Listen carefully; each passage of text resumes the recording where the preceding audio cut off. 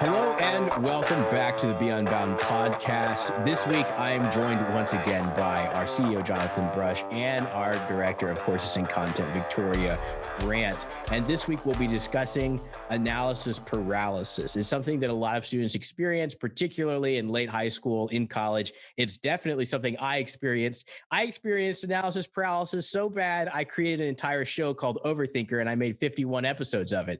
That's how bad it was for me. So this week, we're going to be talking about sort of what is analysis paralysis, how do we overcome it, and all of that good stuff. And so it's very normal for college students, and especially Christians, I think. I think Christians have this in a particular way to kind of fall into the doom loop that is analysis paralysis. And essentially the way that it manifests and the way that it has manifested for me, and that I've heard a lot of people express, is kind of particularly this idea that you'll fail to do God's will. So you want to live a good life. You want to honor God. That's a good intention. But then you find yourself just kind of stuck because you're afraid that you'll essentially screw up God's plan for your life. And so I think what we'll start with first is just to talk about maybe some personal stories. And so I'd just be curious to hear from everyone here. Just, do you recall a time in your life where you experienced analysis paralysis, and what advice would you give to someone who's working through that? There's a story that I've told lots, and that sort of epitomizes this. And I'd love to tell you that it happened when I was like 18, 24, but it didn't. It happened actually relatively recently in my life. And so I've sort of struggled with this analysis paralysis for a long time. And there might be some people who are listening to this that have the same kind of problem, which is I sort of lived in this fear that I desperately wanted to do God's will. So coming from a Christian worldview and a Christian perspective. And then I had this sort of constant fear that I'd miss it. And that I'd miss, I'd be outside of God's will. And a couple of things happened. One was I read a couple books of prayer, and one of them was really influential. It was by Timothy Keller, and it was simply titled Prayer. And if you're interested, it's definitely one that I would highly recommend. Now, I have to be careful here because I'm going to not just paraphrase Keller, I'm going to sort of creatively interpret what he said. But Keller has a section in there where he says one of the grand things about prayer is that you can really pray for whatever you'd like, because you can trust in a God that will only grant that which is good for you and good for his plan. And so there's this idea that an all-knowing God would not sort of, you just recklessly pray for something and then grant you something that would be harmful. And so it really, his argument was, it gives you this incredible freedom. Now, here's where the paraphrasing and kind of the creative license comes in. I kind of read that and was like, I think he's kind of saying I could pray for a Lamborghini with kind of a full abandon, with the kind of knowledge that God's only going to give me a Lamborghini if that's actually good for me. And that was kind of my extreme sort of push of that thing. And that was really a helpful concept to me. Now, I read this after I just had the significant struggle where I was offered an opportunity that required moving to a different part of the country and doing something really different. And there was a lot that I loved about this opportunity and a lot that I was really concerned about, particularly. And if you've listened to our podcast about community, the big issue there was, and I think I've been using this story as a partial example there, was that I would have to leave the community that I was in. And that was a real struggle. I was trying to think, what do I do? And I could see ways that God's will could be present in both of these places. And I was just really in agony over this. And I meet with a group of men here in our community on Friday mornings. We have for years and years. And most of them are significant at the time. Most of them were significantly older than I was. And I think they'd listened to me whine about this once too often as I came in. It was my prayer request every week for weeks. And there's one of the guys there who's an old retired construction worker. And we were sitting in this Subway and a restaurant. And that's where we met, and at the little gas station. And at one point I said this again, and he sort of slammed his big, work hard and fist down the table. And he's like, exactly when did you think you were big enough to mess up God's will? And I was like, that's not what I'm saying. Of course, I never would think that. He's like, yes, you are. You come in here whining every week about, wanting to make the wrong decision. Like if you made the wrong decision, you'd mess up the whole universe, screw things up, and mess up God's plan.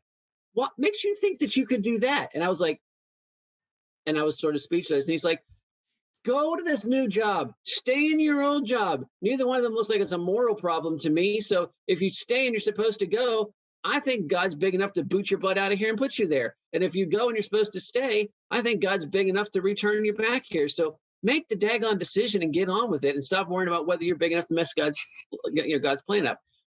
And I was annoyed, right? I was like, that's not what I'm thinking.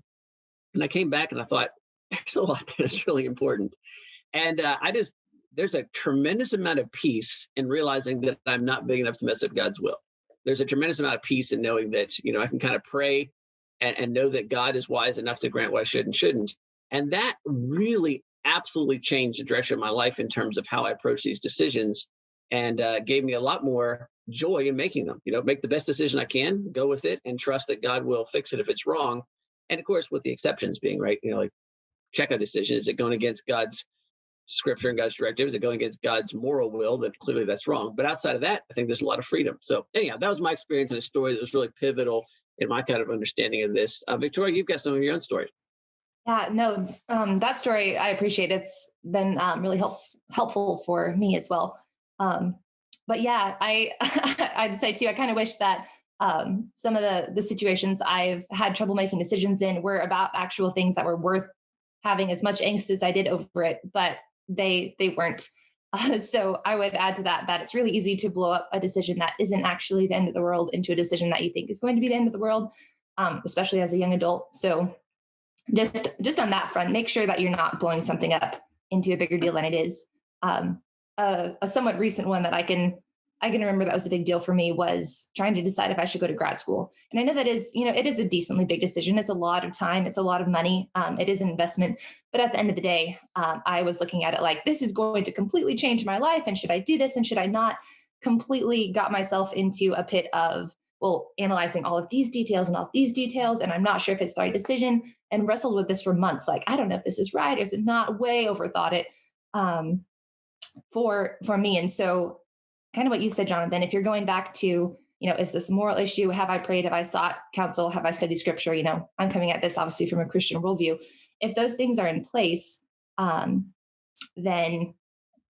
there's a lot, I think, of freedom in that as well. What I wanted was a giant lightning bolt from the sky being like, here's exactly what you should do in this time frame, do X, Y, and Z, and everything will work out. For that security guarantee, I think also, I just wanted to know that everything was going to work out if I did it this way. And so for me, that was a process of learning that I didn't always have that huge feeling of like, this is exactly what I'm supposed to do. That didn't mean that it wasn't what I was supposed to do. So came back to weighing the pros and cons. And a big one for me was, one of my values is really continuing to grow and having a growth mindset. And I realized that where I was in life at that point, I wasn't really growing.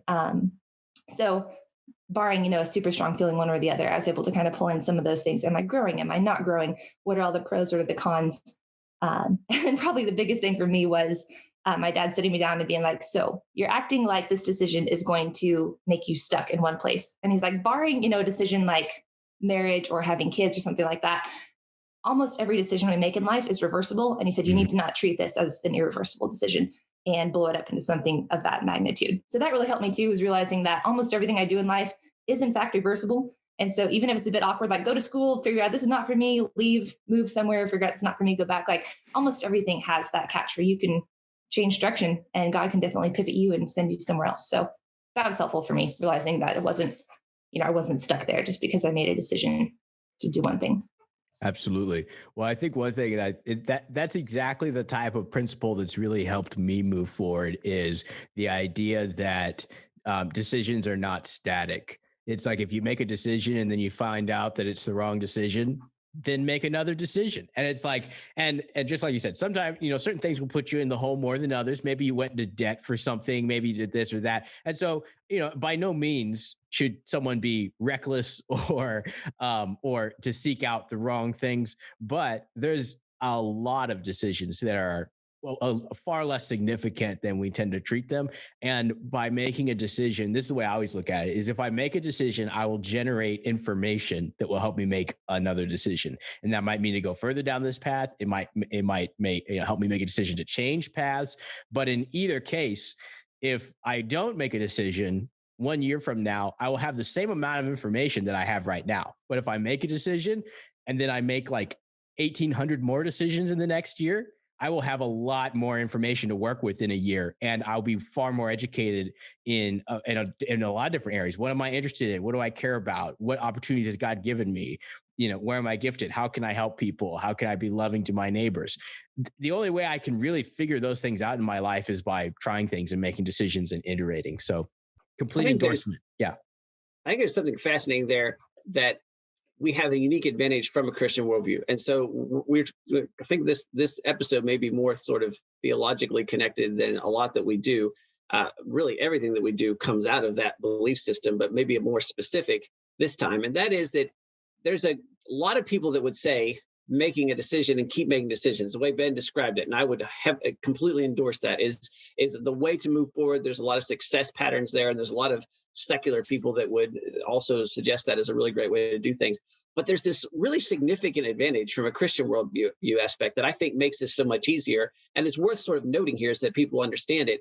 And that is, on one hand, it eliminates a bunch of decisions, right? So paralysis analysis comes from having too many decisions. So if you have a Christian worldview, like, first of all, there's kind of like, okay, well, there's which direction is kind of God's kingdom going, and then there's moral things to consider here. And so that does eliminate a bunch of things, right? There's a lot of things that we say, okay, well, we don't have to really think about that. We're not going to do those things. Those things are things that we don't do. And so fantastic. Well, that kind of narrowed your field a little bit.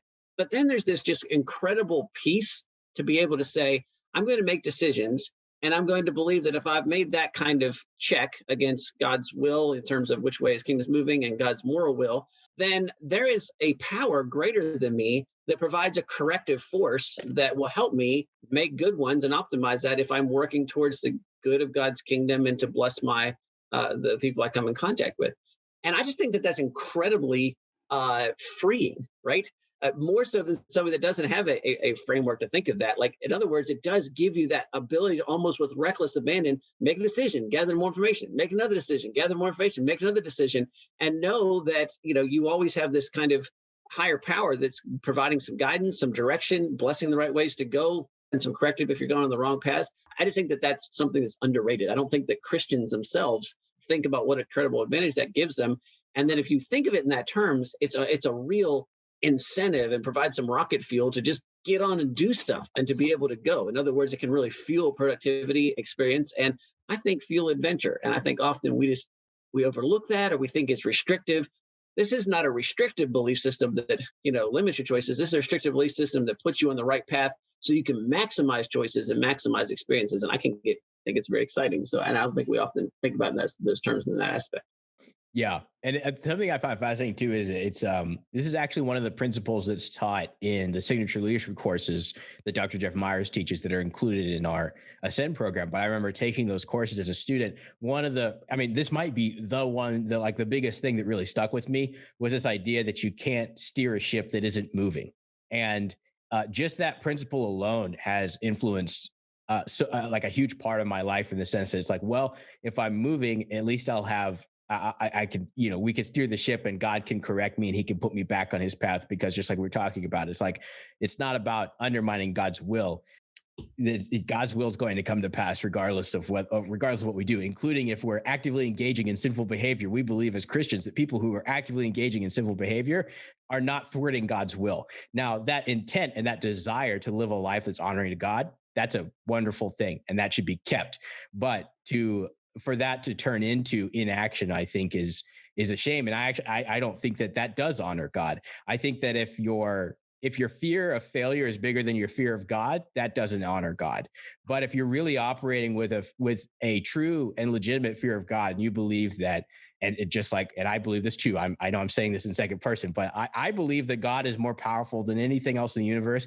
And I believe that guy loves me. So that literally means that no mistake I could possibly make would ever get in the way of his love for me or my eternal destiny. And that this life compared to the eternal life that I'll share in heaven with God, the fact of the matter is that there are a lot of decisions that just don't matter that much.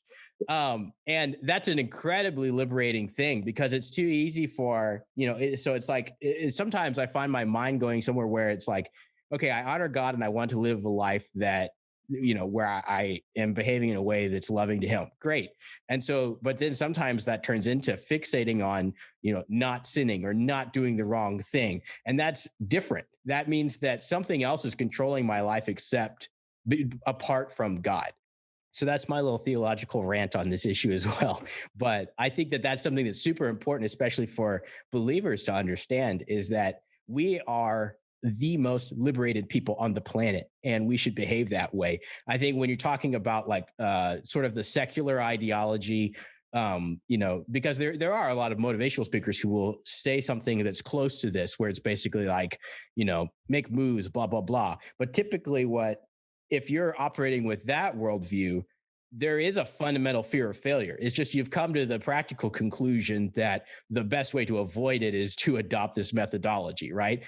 I'm legitimately not afraid of failure. I'm not running away from regret, and I don't desire regret. But if I do have regret at the end of my life, I know that God has redeemed my life. So I'm liberated from everything. Whereas a lot of, if you're approaching from a secular perspective, you're actually constantly running away from regret or constantly running away from someone else's expectations or any of those things. We don't have to run away from that as believers. So I think that's something that's really critical to keep in mind. But Jonathan, something that a lot of these ideas intersect with what Jonathan, Victoria, what you guys are teaching in the Navigate course right now, that we're running with the fall class. And something that you've been harping on, Jonathan, is the idea of prioritizing asking the right questions versus looking for the perfect answers. And so I would love to kind of move into that idea if you'd like to introduce us to it. I think that so many times we are in a society that expects answers or demands answers. And I think there's all kinds of reasons for this. To one extent, the scientific method is sort of become the default way of knowing anything. And there's this idea that science provides hard, unassailable answers. I think that's a little crazy because the scientific method, the whole idea is that all answers are subject to being questioned, right? But that's not the way it's sort of portrayed in popular media. But there's also the stakes are rising. So, for example, we see this a lot. We work with young adults. We run a program that is a life training program and provides college options for young adults. And, I've spent my entire career working with young adults in college options. And as the cost and the debt load of a college degree have become astronomical, then the penalty for having a wrong answer becomes extremely high. And so then there's this idea that you must have an answer. So you have to know what I'm going to do with my life for the rest of my life. I have to understand that. Then that helps me figure out where college I'm going to go to. And then that makes me determine what classes I need to take in high school. So all of a sudden, there's this idea that I turned 16, 17, 18, and I must have my entire life laid out before me because these questions I have to answer immediately have so much weight that it's going to have an implication and impact the rest of my life.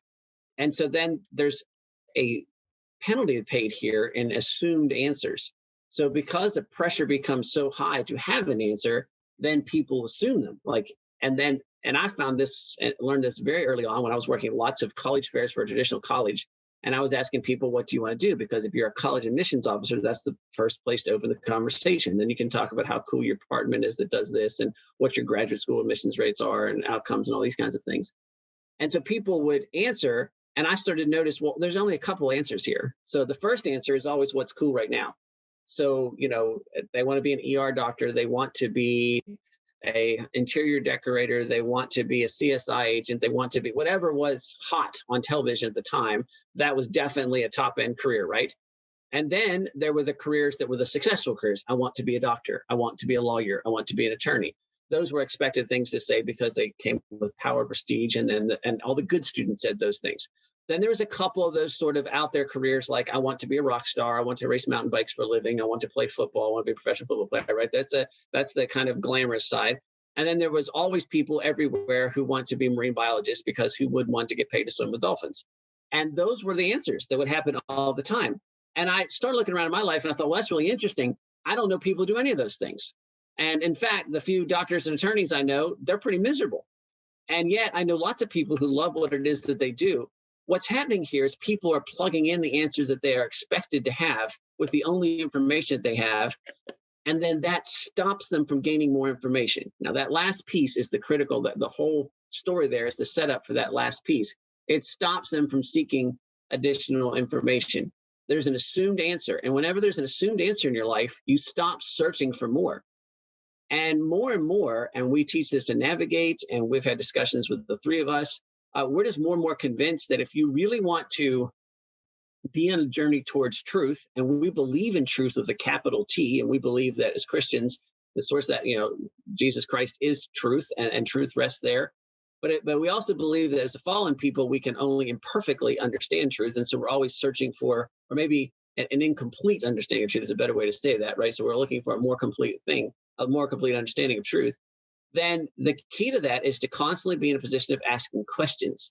And that asking questions then becomes the primary mechanism that sort of moves you forward in the world. So when Ben talks about not fearing failure, that means that he continually asks questions and isn't afraid if he doesn't get a complete and full answer to that question, because that gives him information to move on to the next thing.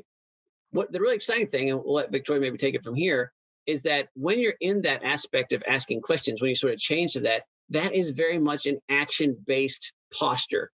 Assumed answers mean you stop, right? You kind of quit because you're looking for anything. A constant idea of asking questions means you're constantly moving forward. And that loops back to what we talked about earlier. That's where it's really great to be Christian, because we believe that somebody guides that. And so it gives us the freedom and the incentive to move forward and keep doing things and keep discovering new things. But maybe, Victoria, you can kind of pick up from there and talk about this sort of more practical aspect of how you answer questions or how you ask questions and how asking questions actually moves you forward. Yeah, I'd be happy to. You said something interesting, Jonathan, which I think really, really hits at the core of this, right? That when you have an assumed answer, that's where you stop. And one of the interesting things, particularly about younger generations in today's world, is that we really prioritize knowledge and seeming like we have everything together. And a lot of that is reputation. A lot of that is just kind of in our peer circles. A lot of people aren't asking questions. Maybe it's not cool, to seem like you don't have everything together. And there's often maybe almost a sense of bravado. Like we feel like, no, we've got this. I've got life figured out. I got it. And in actuality, that plays into those assumed answers too. Like, yeah, you might pretend like you've got it, but underneath the surface, typically speaking, and we see this in statistics, play out on the surface as well. There's discouragement, there's confusion, there's depression, there's a lot of uncertainty. And a huge amount of that can be met and can be answered by simply just turning around and being willing to get curious about where you're at and asking, questions. Where am I? Where do I want to go? What's actually going on here? There's so much wisdom in that, and we tend to kind of give up on that when we pretend that we have all the knowledge that we need as young adults. So that may be more of an issue for young adults. I don't know exactly how that plays in for the older generations in kind of Western culture right now, but that's a big thing that I've seen in kind of this age range. Yeah. And this conversation reminds me of, it's one of my favorite quotes, is an Epictetus quote, and basically just says, you can't learn what you think you already know. And so it's that kind of mindset of being really careful about what are you assuming about in terms of like your life, like what outcomes you're looking for, and also just what are you assuming about what you already have knowledge of. Oh, well, this is what I'm doing with my life, blah, blah, blah. It's like, well, how much of that is received and how much of that is something that you actually want to do or that's actually God's will for your life versus just, a part of the social superstructure that we are a part of, right? And so I think that's definitely some important stuff to keep in mind. And maybe to kind of turn this into a slightly more practical or actionable idea for some of our listeners, I'd love to hear from both of you guys, maybe starting with Victoria, with just like, what are some of the questions that you would use to help yourself with this kind of idea? What kind of questions do you ask yourself? Yeah, also a great question. I think for this, you have to almost imagine it as, a triangle, right? You're building the foundation first, and those are typically the broadest but most important questions. And we've gone over this in Navigate too, but who am I? Where am I going? Where did I come from? Those are core questions everyone needs to answer. And if you haven't, you have to start there. But then beyond that, and a lot of this kind of plays into the coaching mindset as well. You can start getting a little more specific about where you're at. And if you're just, asking yourself questions, you can be pretty broad. Am I stuck? Am I feeling confused? Am I feeling excited? Am I feeling misdirected? Am I unmotivated? Am I undisciplined? And start trying to kind of isolate different things in your life.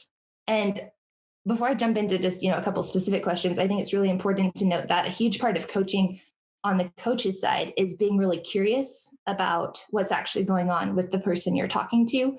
And a huge part for the person you're talking to is being honest. So when you're asking yourself questions or coaching yourself, for lack of a better term, both of those things have to be in place. You have to be willing to be honest with yourself. And a lot of times we kind of bucket that. And you also have to be willing to be curious about what's actually going on. So if you're thinking, what's going on? Am I confused? And you're like, yeah, like I'm unsure. This is going on. This is going on. This is going on. Then you have to be willing to dig into that, even if it's uncomfortable. And a lot of times we are unwilling to dig in where it's uncomfortable in life. So kind of with that background, you have to be willing to push past that discomfort to actually figure out where you need to grow. Then you can get specific. What's missing in my life right now? If there's somebody I really respect or somebody I look up to, how would they look at this situation in my life? What in my life right now is sapping my energy or my motivation? What would happen if I don't do anything right now? What would happen if I do something right now? If I'm 90 and I'm looking back at my life, what am I proud of? You can start looking at questions like that. And I would highly, highly encourage just Google great coaching questions, powerful coaching questions. There are so many lists. Pick one and just start going through it and asking yourself, and you would be really surprised at what you end up walking away with. So. And something I forgot to mention a second ago is that actually is something that some listeners may not know, but Jonathan and Victoria are actually both trained coaches. So that's something to keep in mind, but that's a great answer. I've never even thought about just like Googling coaching questions. That's a good idea. That's a great thought. Victoria and I are trained coaches, and yet on this podcast, Ben's always asking us the questions. So I'm not sure what that says about our training, Victoria. We might have gone a little astray there. When I think about what kind of questions to ask, I want to really tell people to think about two things that I think can really set you apart. And that is have an investigative mindset and have a reflective mindset. If you approach life from an investigative mindset, which is just a fancy way of saying an approaching life, not assuming the answers and asking questions, right? So just a sort of shorthand for that. That's really good. That will move you forward. That will move you forward off of a cliff if you don't attach that to a reflective mindset, which is after you've done the investigation, take time to figure out what you've learned. If that sounds blindingly obvious, the reality is it's not in terms of reality. Lots and lots of people ask the questions, move forward, then assume the answers of what those things happened, and then keep going. I see this most frequently in somebody who, for whatever reason, circumstances, whatever, they've asked some questions, they've found some answers, and they push those forward, and it leads to great success. And it could become in any kind. It could be financial success, business success, personal success, success with members of the opposite sex and relational and all that kind of stuff. They assume that they know the answers, and almost always the assumptions are wrong, right? I'm extremely popular because I'm extremely handsome or cool or whatever. I'm extremely successful because I have the ability. I'm extremely wealthy because I just am smarter than everybody else. And then they have assumed those answers because they've never looked at the reflective aspect of things. And then when the other factors that actually contributed to that success evaporate, boom, all of a sudden they're like Wile E. Coyote treading air over top of a cliff, and then they fall down and going, what just happened? And they don't know. And then often that can be long-term psychologically damaging for people. Then they think they assume a different answer. I'm a failure and fell off this cliff because I'm an idiot, because I'm a jerk, because I'm really stupid, because nobody ever loves me, because the world is against me, because I'm a victim, whatever it is, right?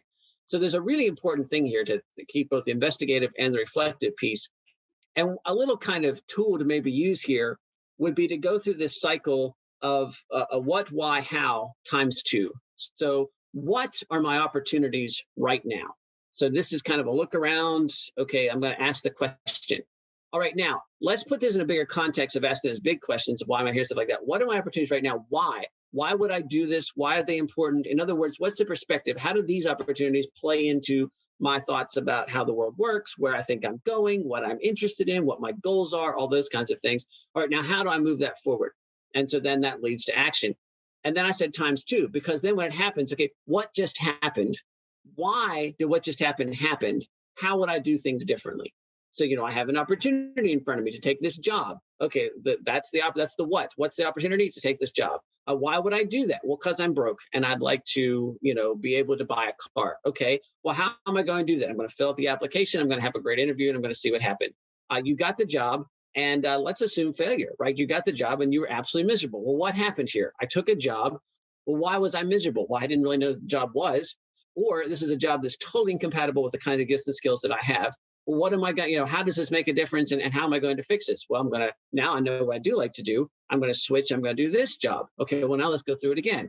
You have success in this job. Well, what just happened? I got a new job. Why was I successful? I love what I do here. Better leadership, better opportunities, better compatibility with my gifts. Well, how is this going to make a difference moving on? I'm going to continue to learn these skills and move forward with this job because this is where I need to go. That's fairly simple, but it requires two things. It requires an active understanding that you're asking questions and that's moving things forward. And it requires an active commitment to reflect on what just happened so that you actually pause a little bit and go, okay, why do those things work that way? And if you're just to kind of tie some things together, if you're interested in that pause, you might listen to last week's podcast because we talked a lot about that kind of reflective pause and how that works. Absolutely. Yeah. I think that those are some really helpful things to keep in mind. And even just like you said, Jonathan, even just having a process for, apart from, the exact question themselves, that has probably more to do with the situation that you're in, but even just having a process for evaluating and reflecting and making a decision and moving forward that's going to put you so far ahead of not having a process, which seems obvious. And some of those things, it's like it feels like that would just happen naturally, where you say, well, of course, like I would reflect and this and that. And, but so often it's like you have to make time for it. And you have to be intentional about it because it's not going to happen unless you make it happen, unless you have a purpose in it. And it actually, what you were describing earlier about, not understanding your own success or failure, it reminds me of something that I remember I heard Peter Thiel say. It's like a billionaire investor and he's worked with a ton of businesses. He's built businesses. And something he talks about is this idea that a lot of times if you say, okay, so like, let's say something went really well. And then you say, well, what do you think are the reasons that this thing went well? And it's like, maybe you came up with 5 or 6 reasons. And it's like, but there's probably around 30 to 100 reasons that it went well. And most of those were probably out of your control. And then the same goes for failure. So it's like, let's say something didn't go well. It's like, well, why do you think that it failed? And it's like, well, you could come up with these reasons and those would be good things to think about and to improve on later. But it's difficult to know if those are the things. If, for example, if you do manage the things in your control, that's a good thing to do and to reflect on, but then to also not lose sight of how much is actually outside of our control, and how to recognize and leverage opportunities as opposed to sort of placing all that responsibility on ourselves. Because I think, for example, let's say, just like you described, someone's extremely successful and then that disappears. I think the disillusionment that comes from that actually came from the illusion in the first place that you were, fully in control and you understood every factor of what was happening and you were confident moving forward because you thought that, I know if I do these 4 things, then life will go well for me. It's like, do you really know that? And having a process for kind of questioning those things in a healthy way, not in a way that undermines your entire, worldview, but having a healthy way to look at those things and say, well, do I really know these things? And how could I discover maybe some things that I'm not seeing right now? How could I recover some blind spots? Or maybe I need to talk to a mentor, that kind of thing. That kind of process is so incredibly valuable. And so I think I was an interesting business example of that is years ago when I worked for traditional college, we had a banner admissions year where we set all kinds of records and had more students enrolled than ever before.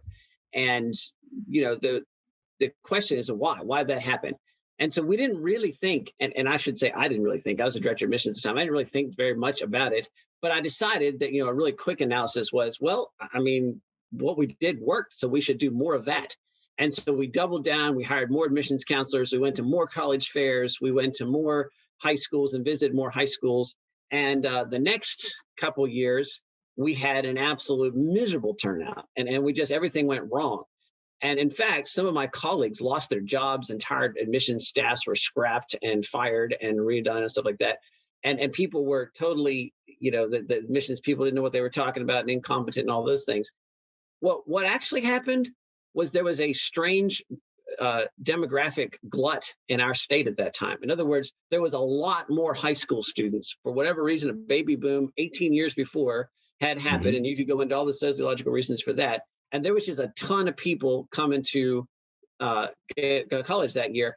And it just so happened that they hit on a year when the state schools in our state were at full capacity. Now, if you want to go something even crazier about that, they were at full capacity because one of those state schools had a famous football player quarterback who got so much press that everybody wanted to go to those schools.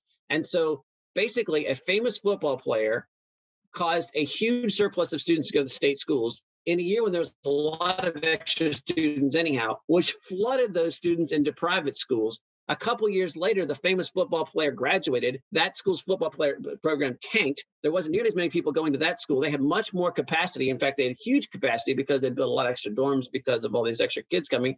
They were sucking up lots of kids, and the demographic bubble ended, and there was a lot less people. It didn't matter how great we were or what kind of strategies we were doing.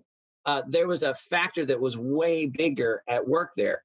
And just a little, this was not difficult information, but it was information that would take a little bit of reflection, a little bit of questioning. Why did this happen? Why did that happen? Why did that happen? And then you would have gotten to it, right?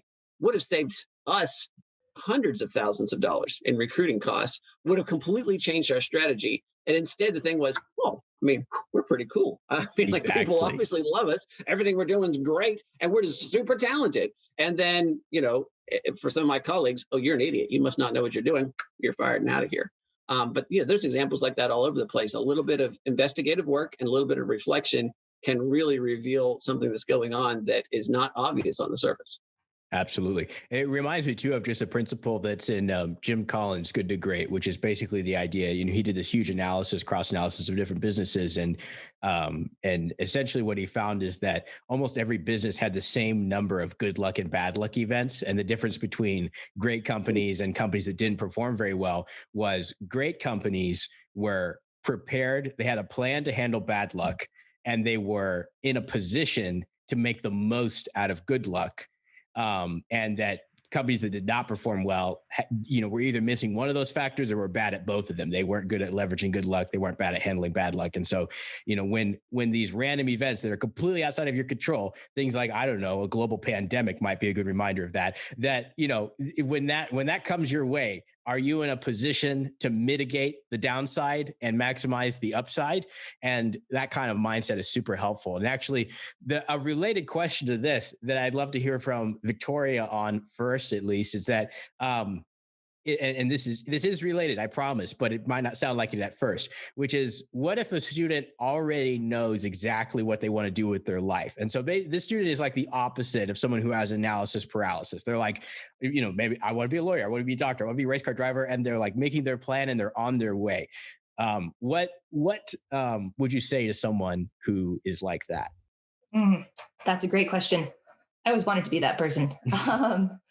But one of the things I've learned not being that person, not always knowing, you know, from day 3 that I was alive, what I wanted to do, where I wanted to go, without undermining your confidence in that plan, I think it's important to take a step back and ask, where is my confidence? Is my confidence ultimately centered in this plan that I have and in where I'm going? Because if so, then there's a very solid chance that something's going to happen. I'm going to be disappointed, you know. If my plane crashes, then I crash and burn because that's where my confidence is.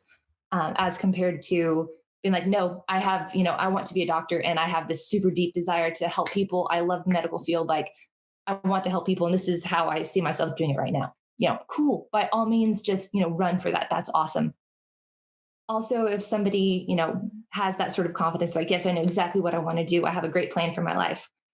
Consider how much or how little you are willing to budge on that if things come up. So if you're like, no, this is where I'm going, I'm plowing straight ahead and I'm unwilling to consider anything else. You know, there is a positive side to the stubbornness and the persistence. It can turn into foolishness if you're just completely unwilling to ever consider anything else, or unwilling to pivot. Because again, the same thing, if you hit something, you know, hit a huge roadblock and as you know, something doesn't work, you have an accident, you're unable to do that. If you're unwilling or unable to pivot at that point, then that can create a lot more, you know, brokenness in your life. If you hit something and shatter, as opposed to hit something and, you know, take a bruise and kind of move around and find something different. So not that confidence is a bad thing. By all means, embrace it. If you think, you know, this is where God's calling me, go for it. But just be willing to question, where's my confidence actually? And am I open to changing if that's what I feel needs to happen? Absolutely. I would echo that and say, lean into the investigative aspect of it. The same idea of investigation, reflection are even more important if you're certain. And if you are certain and you investigate it, it will just increase your certainty. That's fantastic. It will increase your desire, decrease your passion, and that will increase your action. And at the same time, if you lean into it and find some things that you are not as certain about, then give yourself permission to change direction. This is a tactic that I've used a lot with folks that I've coached, and I've used a lot with my own children. And what I tell them is to, find something you're interested in. I don't care anything, and it doesn't really matter to me. But go after that with a lot of passion and a lot of energy, and pursue it. But you always have the permission to quit. You always have the permission to change your mind. With this one little caveat: if you quit and change your mind, you must have a new thing in mind, right? So when the kids were really small, I had a son who was really interested in radio controlled planes. And I was like, well, let's go for it. Let's build radio controlled planes and buy a transceiver and all that kind of stuff and do that. But then when he quit, I said, well, that's fine. There's no need. There's no shame in that. It's just, what are you interested in next? Well, it turned out he was much more interested in building the plane than flying the plane. In other words, there's a craftsmanship aspect of it and a creation aspect of it. So great. So that led into woodworking. Or the other example is, really interested in fishing. Great, we get into fishing. Well, I'm not so interested in fishing, but I'm really interested in boating because that's what came with fishing. Fine, go after that. And so sometimes you stay locked on one thing. And I have another child who's locked into music, right? And so the more he learns about music, the more interested he becomes in music, the deeper he goes into music, and he's not getting distracted. He's not, it's not like music left him a thing here and he's interested in this other thing. Well, those are intriguing differences, right? One has a little more versatility and a broader interest and learns more things. That's fantastic. And there's things that too. The other has the opportunity to really build deep, kind of unusual expertise. I think God gives us in different ways. Some of us are gifted to have really deep, unusual expertise, and some of us are gifted to have wider variety and perspective that we can use in unique ways. And the key to both is the same kind of thing: investigate and then reflect and figure out which way you're going. And then I would just pick up a theme that Victoria said and really enhance it, which is asking those big questions at the beginning becomes so important, because it's so easy for somebody who knows what they're doing in life and are sure of it to make that their identity. So what are your big questions? Who are you really? And again, coming back to our Christian thoughts here, if you're made in the image of God, at the end of the day, you're God's child. And that transcends whatever it is that you do. You exist as, that your reflection, you're made in the image of God, and that transcends any kind of action on your part. And, if you've answered that big question, then if all of a sudden you get really close to your goal and then have to change at the last minute, that doesn't change your worth in any way. And if you can maintain that, then you can take all that experience you built up going towards that one goal that didn't work out and leverage it in ways you probably never thought it was possible, because God's a God of redemption, and redeem that in a completely different way and keep going. Whereas if you don't have that question answered, you're not asked and answered it, you often get right there to the edge, fail, and go, my whole life's over because I was pursuing this thing and then all this stuff failed and now I have no place to go. So that's, asking and answering big questions becomes critical, but then the investigative reflection becomes just as important. Absolutely. Yeah, I don't disagree with any of that advice. In fact, I think it's interesting because on the one hand, if you have sort of that clarity of thought and purpose, that's likely a gift from God. And it's likely an indication of where you should go. So it's, by no means should you avoid that thing. But by the same token, I remember it was probably about 6 months or a year after I got out of college. And I was kind of struck by this idea that, I'm trying to think of how exactly to articulate it, because it's hard for it not to sound negative. So I will just couch it by saying that it's not a completely negative thought, but it's the idea that, like, in what ways can my goals actually be limitations? And how can a plan that I have actually place limitations on what is actually possible in reality? And I think a great example, even if you just talk about like the tech boom, like my dad has worked in Silicon Valley for well over 20 years, probably going on 30 years at this point. That job didn't exist when he was in school. There was no way he could have planned for that position. And that's a really small example. But there was a point at which I had to change my mindset out of thinking, it's great to have a plan and to execute it, but then there's also a mentality I think that's incredibly valuable, where you're always keeping your eyes open and saying, is there something here that's actually better than my dream? And that's I'm constantly fascinated by that idea, because just the kind of, just like we talked about, there's random good luck and bad luck events. There's black swan events. There's sometimes incredible events of fortune where we find ourselves just completely blessed. But And those things are unexpected. And so kind of staying open to those experiences, I think is really important. But at the same token, if you have a specific plan and you're ready to go after it, you're very likely to reach your goal. If you have that kind of clarity of thought and sort of intensity of action, then, that's a great thing too.